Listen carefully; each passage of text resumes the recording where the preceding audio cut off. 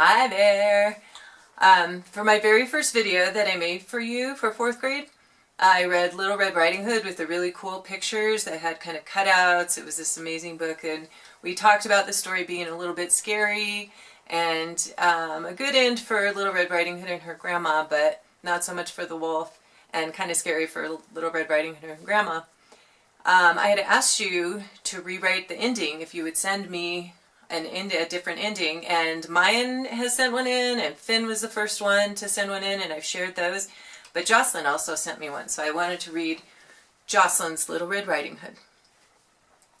Once upon a time there was a little girl named Little Red Riding Hood.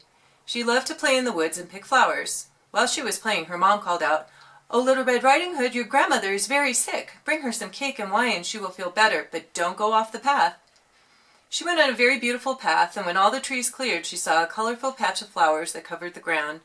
Suddenly, a wolf came and asked what Little Red Riding Hood was doing. "I'm picking flowers for my grandmother."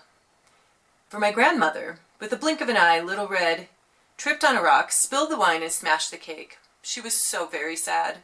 The wolf said, "Don't cry, Red. You still have flowers to bring her." "Thank you, Wolf, but I'll have to explain to Mama that I went off the trail and ruined the cake and wine." Little Red went to her grandmother's house and brought the flowers.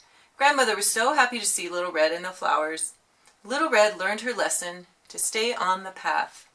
By Josselyn Agnes Rita Seal. Nice job, Josselyn. I'm very excited. I love that you all are writing. You're thinking about different endings to stories, and that you took the time to write it and send it. And so I hope everybody enjoyed Josselyn's version of Little Red Riding Hood. Until next time, I wish you well.